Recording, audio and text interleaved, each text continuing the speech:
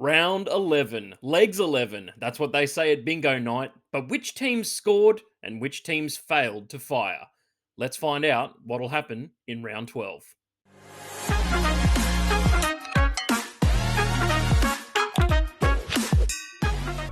G'day guys, Burgz here from the Casual Athlete, and today we are hitting you with another tipping and predictions video, this time for round 12. But let's have a look back at last week and see how many we got right. As you can see, again, we had a phenomenal week of tips, guys. I'm on a roll at the moment. 7 out of 8 tips correct. We missed a few with our margins. I did not expect Penrith to come out and absolutely blow the Roosters off the park. The Rabbitohs only just got outside that 1-12. It was looking pretty ominous there with about 8 minutes to go, only up 8-0. So we nearly got that one up there. I think the big one that we missed, guys, probably the most 50-50 game of the weekend was the Gold Coast Titans and the Knights. Titans showed up in some ways. I mean, they scored 26 points, but they let the Knights score 46 points, and that's actually the most points that they've scored in a decade of footy.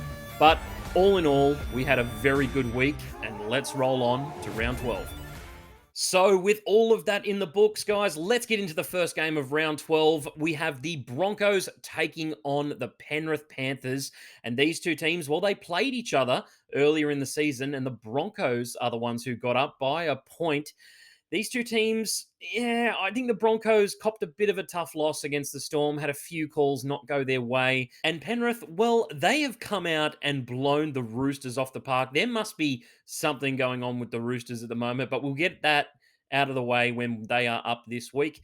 Penrith are really, you've got to say, the form team here. There's a couple of question marks over the Broncos at the moment. They seem to not go too well against the teams that are going to challenge them for that premiership, and that's what everyone is fighting for. Lost to the Rabbitohs, lost to the Storm last week, so big games becoming a bit of an issue. These two teams, though, have massive forward packs. When James Fisher-Harris and Leota get going up against Payne Haas, Pat Carrigan, and Tommy Flegler, I'm telling you, it's going to be a mouth-watering matchup. The Thursday night games have been outstanding this year. And you know what, ladies and gentlemen? I haven't gotten a single one wrong this entire season. That's right, I'm 11 from 11 on the first game of the round. And this one is going to be revenge for the Panthers. I'm telling you right now, they're going to get the win up at Suncorp and do the Broncos dirty 1-12.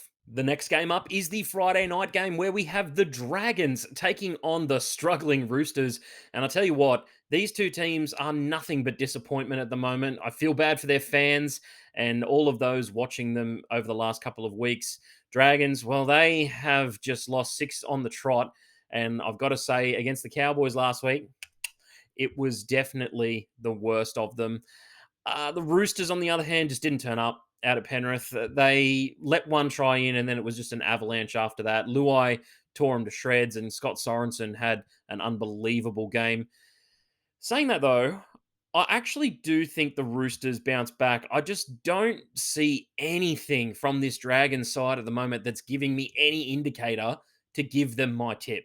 They haven't earned it, and therefore, I'm going to be going the Roosters, but I think it's going to be close. 1-12. The next game on Friday night, guys, we have the Rabbitohs taking on the Parramatta Eels. And I tell you what, this Parramatta side are just so lackluster at the moment. It's not going their way at all. And they come up against a Rabbitohs team that are on absolute fire right now. Leading the league in line breaks, line break assists. They're finding their outside men. They are scoring points. Toughed it out against the Tigers, but I was very confident that they were going to get that win last week. It just, I like the way the Tigers are playing at the moment, but with the Rabbitohs, they're just on another level entirely. So in this one, I don't think it's going to get any easier for the Eels. They've lost the last 6 straight against the Rabbitohs, and AJ, Alex Johnson, always has a field day. I'd be putting him down for a couple of tries at least in this game. I think the Rabbitohs get it done, and I think it's going to be ugly again. 13 plus. First game of Super Saturday round 12 takes us to Coffs Harbour, where we have the Sharks taking on the Knights, and both teams off a win. The Sharks, a little bit more work that they needed to do to get that win against Manly, but They got the 2 points, and that's what counts. The Knights, on the other hand, fresh off the bye, destroyed the Titans. The Titans just couldn't handle any ball, and Kalen Ponga actually had a very good game, and that's really good to see, especially in time with Queensland selection. So I think he'll be getting the nod there. Yeah, this game, I'm not too worried about the Knights beating the Sharks. I think the Sharks are a pretty safe bet here. They can be a little temperamental, the Sharks. They're, again, as I said, touted as this very big premiership threat. But if you look at the schedule that they had last year, it'll show you that they didn't have the strongest schedule going into the finals, and they lost 2 in a row, and I wasn't surprised about that. And then they were out of the finals. So, yeah, I think with the same team this year, the Sharks are relying on Nico Hines to do a lot, and he's still doing a lot. That right edge is outstanding, and I think that's where they're probably going to go against guys like Bradman Best, you know, Lachlan Fitzgibbon. They were pretty strong last week, the Knights, but I just don't see it continuing against the Sharks. I'm going Sharks 1-12. The second game of Super Saturday has us out at Leichhardt Oval. What a venue for the Tigers taking on my North Queensland Cowboys, baby. And the Cowboys, I'll talk about first. They got a fantastic win over the Dragons last week. But it's one of those things where you don't know if they're going to continue that form. In my eyes, they probably should have put on more points and not let the Dragons score so many. It's one of those things where I think the good teams would have gone on to score about 40, maybe 50 on the Dragons that night. They made so many errors and just weren't in the game whatsoever. And they also would have stopped the Dragons scoring a few loose tries. So I don't think the Cowboys are quite there yet.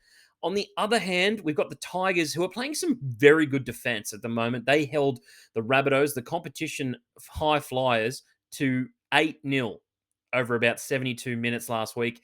And yeah, it's one of those things where at Leichhardt Oval, Tigers are getting better. Cowboys aren't there yet. I'm going to shock a few of you, but I'm going to go Tigers 1-12. I'm actually going to be going to this game. So I hope, guys, if you're out there, pat me on the back as I leave, because I think the Tigers are going to get a win here and, yeah, dampen my Cowboys spirits just a little bit. The last game of Super Saturday, guys, takes us to Suncorp, where we have the Dolphins taking on the Storm. And these two teams, Storm got a pretty good win last week against the Broncos. I think they were heavily outgunned in the forward pack, but they managed to hold on. I think guys like Tui Kamikamica really came to the floor in that game, had a lot of post-contact meters, really made a big impact coming back from injury. And the Dolphins, well, they had a week off. So I'm assuming they went to the beach and, just collected their thoughts on what has been a pretty underrated start to the season for them. Dolphins at Suncorp, they've been playing some very good footy there. However, Melbourne have a fantastic record at that venue. And I think the Storm are going to continue it. I know that the Redcliffe Dolphins have a lot of players from this former Storm team, and they're probably going to want to show Craig Bellamy that they've still got it, and they are all effort. As I've said previously, guys, if the Dolphins come out with the right attitude, they can match it with any team in the league, and that includes the Melbourne Storm. So what I'm banking on is that they don't come out with that attitude, and the Storm win this one 1-12. Moving on to Sunday's games now, guys, and we have the Dogs taking on the Titans at 2 o'clock. And these two teams, again, the Dogs just didn't show enough last week. They're just not finding that cohesion. I don't think Burton is the answer at 7. I just don't. And I think that Josh Reynolds, unfortunately, doesn't have that extra gear anymore, and he's missing quite a lot of tackles out there. Saying that, though, I think Marnie is still playing some decent football. They didn't have the Fox, and they expected him last week, so I think he'll play, which is good for the Dogs because they need some X factor out there at the moment. Karaz still looks a bit hampered by that injury. I think if Adokar is fit, you need to play him.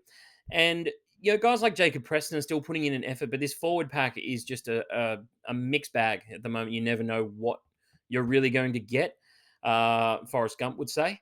Whereas the Titans, yes, they didn't play that well against the Knights last week, but I just think that they dropped too much ball, and it wasn't really a result of the Knights being outstanding. It's just they gave them too much good possession and didn't find ways to get it out of their own end. So I think that'll open up a bit more against the Dogs. The Dogs don't really look like a fit team at the moment. So I'm actually going to go with the Titans 1 to 12. And finally, we have the last game of round 12 where we have the Canberra Raiders taking on the Manly Warringah Seagulls. And I'll tell you what, the Raiders, they've won 5 in a row. They're a bit sneaky at the moment. They're building a bit of momentum. Had a pretty good win against Para last week. It was a bit more convincing than some of their other wins prior to that.